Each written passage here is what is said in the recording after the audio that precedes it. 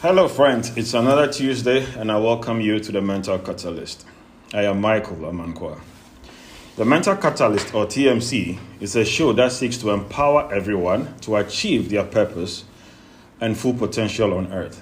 Once again, welcome. Last week's episode was titled The Power of Insights, and we talked about how businesses, enterprises, or companies largely have their goals, their objectives, and their milestones, okay? And when they do that, they have a way of tracking these goals and milestones so that when things are not going right, they are able to put in corrective measures. But when it comes to our own personal lives, we don't have these life trackers that will help us track our goals to enable us achieve them. So I talked about how, I have my goal of 52 books a year, and I foolishly thought I was on course to meeting my target until I got, access to my true performance through a tracker that, was developed. And when I looked at the tracker, I realized that I had 16 weeks left to the end of the year. And I had to read basically about 2 books a week to be able to meet that target. So having that insight, it forced me to rearrange my priorities and my schedule, for which now, a week after, I've actually read about 7 books already, and I'm on course towards meeting that target. So if I didn't have access to that tracker with that insight, I would have still blindly be thinking that I was on course, only to be caught punch down. So we talked about how it's very, very important for us to first of all have our goals, but most importantly, have a way of tracking them so that when things are going off course, we are able to do what? We get informed, we are reminded, and we are able to take corrective actions. So where we can do things ourselves, we also can seek, support or help from others to help us achieve these goals. So it's very, very interesting. I think only yesterday I was chatting with a very, very good friend of mine. She's a mother of 3. She just had a baby not too long ago. A very loving, wife to a very fabulous guy. And, I asked her what her target, her book reading target was for the year. And she said she had a target of 40 and she had done about 21 books. And she has about 15 weeks left. And this is somebody who has her own small business, who is a homemaker, somebody who is now looking after, a new baby, and very, very, tight with time. And I thought she was going to make excuses, but she was like, what, I'm going to hit my target because I'm determined to do it. And for me, I felt very humbled and excited and happy because I know that these are the attitudes and spirits that enables us to succeed in life. So she has every reason to make excuses. I have a baby, the baby is not sleeping well at night, I have to wake up and feed her, I have my own little business I have to take care of, I have to take care of the house, and all of those different things. But she refused to make an excuse and took responsibility. So for me, I'm so excited and I'm on the side rooting her and, encouraging her, and I can't wait for her to hit her target, right? So it's very, very important that we have, This, we have the goals and then we have the trackers that will enable us or help us do what? Have a good idea as to how well we are doing. There's no point having goals and not being able to track them and ensuring that we are successful with them. Okay, and this is something that cuts across for most of us. We set goals at the beginning of the year, new year. We have all of these, humongous, interesting, fun goals. And then a couple of weeks or months later, we go back and, we even forgot we set the goals. So having trackers, is very, very important. So today is entitled Dare to Lead. So it's basically about leadership, and this is episode 16. So I'm going to give you 2 definitions of leadership. So the first one is leadership is the art of motivating a group of people to act toward achieving a common goal. Okay, let me take it again. Leadership is the art of motivating a group of people to act toward achieving a common goal. Okay, then the second definition is leadership is about developing people and helping others reach their full potential. And I like that one very much. Leadership is about developing people and helping others reach their full potential. And as I always do, I give you, a couple of interesting quotes as well. So the first one is, every time you have to speak, you are auditioning for leadership. Every time you have to speak, you are auditioning for leadership. This is by James Humes. There are no office hours for leaders. Cardinal J. Gibson. There are no office hours for leaders. Okay? Then the third one is the price of greatness is responsibility. Winston Churchill. You know how in some of the previous episodes I always said we have to take responsibility. We have to take responsibility for our lives, our choices, the things that even go wrong, the things that are not our doing. We take responsibility for them, because when you take responsibility, you're already halfway in there, because you've taken responsibility. What else is there? The next is, look, to take action, right? This one also talks about there are no office hours. Look, as a leader, there are no office hours. 24/7, you have to be leading. You have to be in a position to always provide solution. You have to be in the position to move things forward, okay? Now, let me tell you a story about the Hooters girl. The Hooters girl, okay? And Hooters is actually a restaurant in America where, you have the waitresses dressed in this short, beautiful, I think it's like orange, shorts, and then they have these tight tops, and then they have this, so they're all like really beautiful, sexy, waitresses, and, they're fly, right? So I'm going to tell you the story of Kat Cole, okay, who was a Hooters girl. So at the age of 15, she was selling clothes in a local mall. At the age of 15, she was selling clothes in a local mall. At the age of 18, she got a job at Hooters as a waitress. A mere waitress at the age of 18. 1 year later, she was asked to help open the first Hooters restaurant in Australia, then Mexico City, Bahamas, and Argentina. That is within a year of she working as a waitress. By the age of 22, she had 10 departments under her as a responsibility. At the age of 22. At the age of 26, she became vice president at Hooters. Vice president at the age of 26. Somebody who started off as a mere waitress. And whilst being the vice president, as part of the executive management team, she helped increase the franchise restaurants to 400 sites and in 28 countries. Okay? At the age of 32, she was president of Cinnabon.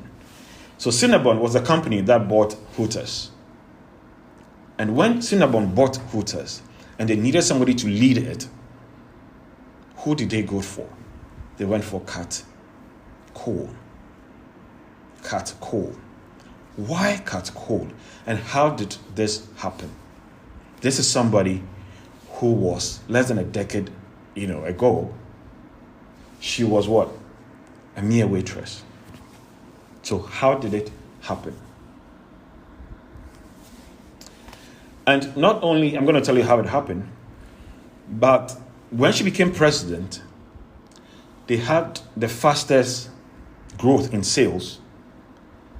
And in under 4 years, she grew the bottom line to over $1 billion in revenue at the age of 32. So how did all of this happen? So when she was 18 and she was working as a waitress, during one of her shifts, the cook decided to quit in the middle of the shift. When the restaurant was filled with customers, there was panic, there was anxiety. Everybody was like, okay, what's happening?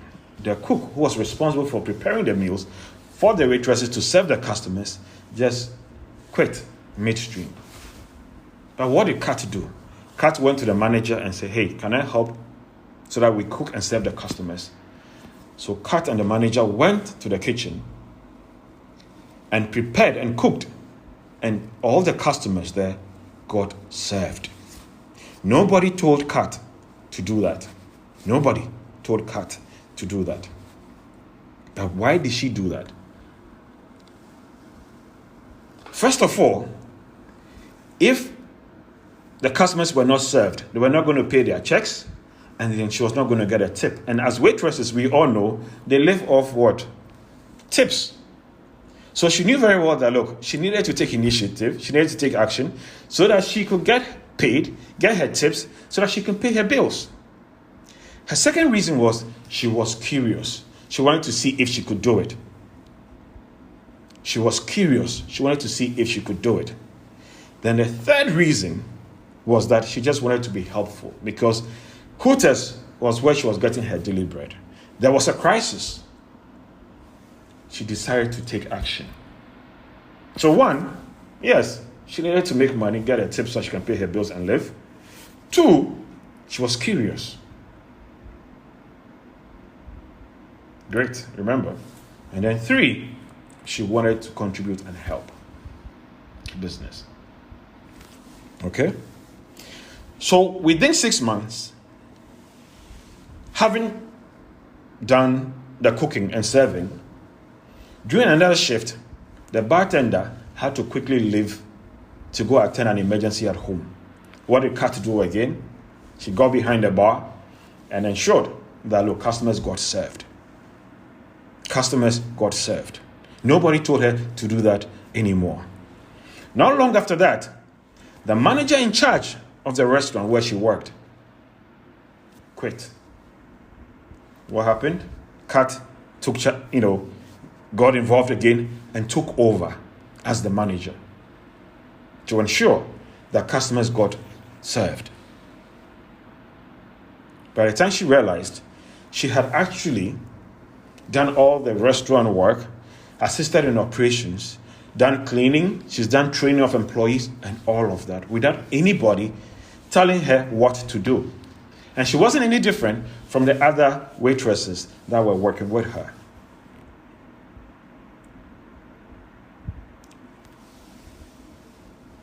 Why did Kat do what she did? If you're listening or watching, if you were in her shoes, what would you have done? I know for a fact the majority of people would not have taken that initiative. We will all be waiting for somebody to take charge. Today's message is about leadership. I am daring you to be a leader. Be a leader of yourself first, of your life. Set your goals, go after them. Then secondly, be a leader where you work and where you serve.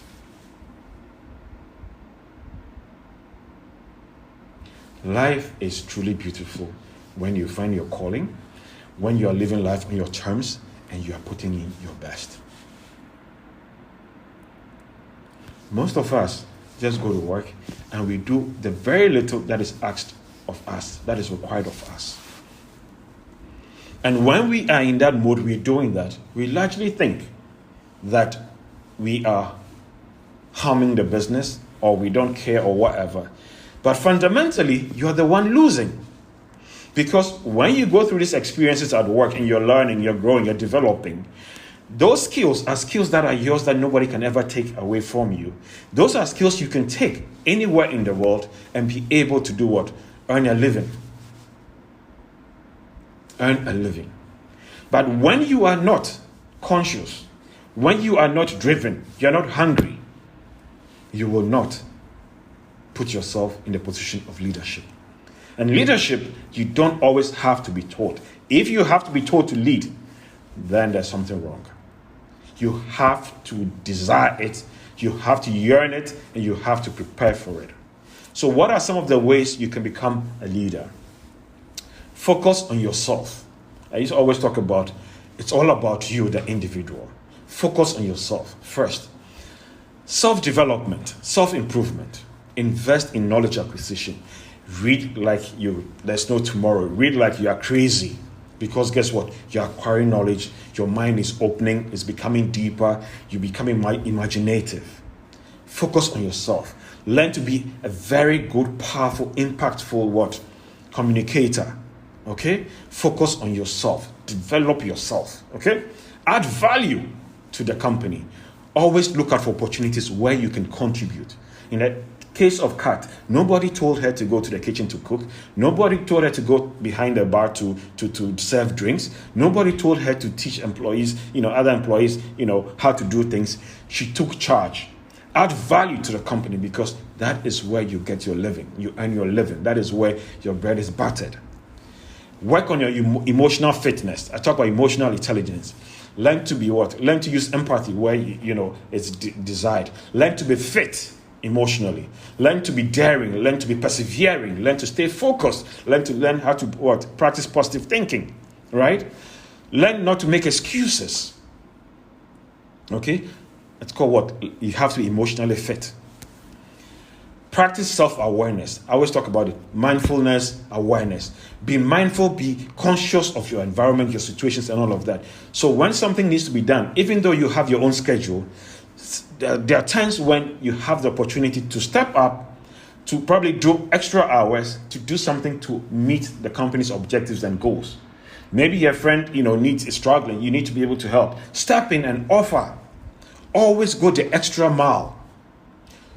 Go the extra mile. Support others. Look out. Ask, Charlie, how can I help you? Oh, is there anything I can do to contribute to what you're doing? Do you need help? Because when you are doing those things, you are learning. You are being exposed. When you're not being exposed, you're not going to learn. And you need to be in a position to participate. So always look for opportunities where you can participate. Okay? But do not neglect what your job is and what your tasks are, because tomorrow you're going to be judged by that. Find a balance. Think strategically. Okay? Be goal-oriented. Be tactful. Be diplomatic. Think. Okay? Think deep. Be tactful. Okay? In your thinking. Strategic. Okay? In how you deal. Okay? And always remember, keep your emotions under control. Do not let what people say define you. Don't let what people do define you. Do what you believe is right. Okay? So think strategically. Be innovative. Be creative. Always look for ways to improve, ways to do things better. Always be innovative. Always be innovative. Because when you are always seeking opportunities to be innovative, you are leveraging what? Your cognitive abilities. You are getting out of your comfort zone. You're trying things that you're creating things that you're not sure whether they're going to work. But then you're not making excuses. You're daring and you're going for it. And even when you fail, you're going to learn, because failure, as I've always said, is what? It's part of the process of success. Okay? So be innovative. Take more responsibility. I can't emphasize on that point enough. Always take more responsibility. I've had opportunity to employ people from different walks of life in different countries. And I must say, this is one of the biggest challenges. People are always waiting to be told what to do. A few people always go out of their way to take responsibility to do so much more. One of my super lady who is heading the Noxy development team in India, funds were delayed and, I had to send them some money to pay the development, things like that. So it was delayed and morale was down. She got back to me and she's like, you know what? I'm just going to clean my savings, and I borrowed money from my dad, and I've sorted out developers. And I was like, why would you do that? She was like, I believe in the vision of 1 billion healthy lives. I trust you, and I know that, look, you will sort me out. She took initiative, she took responsibility, and guess what? There's no way I can love her any less. There's no way. There's no way. And this is somebody who has not met me in person, who doesn't even know where I live. She doesn't even know where Ghana is. Okay? So take responsibility. Sacrifice. Okay? Surround yourself with greatness. Like I've always said, at the table of winners, the conversation is different. Always surround yourself with greatness. People who are doing things. People who are committed, focused, determined, driven, serious. Surround yourself with, people who are just moving, people who are focused, right? Because you're going to learn from those people. Look out for mentors, different mentors in different spheres. Let them all help you, because guess what? You need all of that support to be able to succeed. Okay? So, in conclusion, I dare you to lead. And leadership starts with you. Start leading your own life, setting your own goals, taking action. Be true to yourself. Don't lie to yourself. Don't make excuses. Don't procrastinate. No. Life is short. Life is short. But when you figure it out, life is truly beautiful. But most importantly, when you live to serve humanity, trust me, in your worst days, you will still smile. So until we meet again, thank you so much for spending another evening with the Mental Catalyst. Take care, and I love you guys. Bye-bye.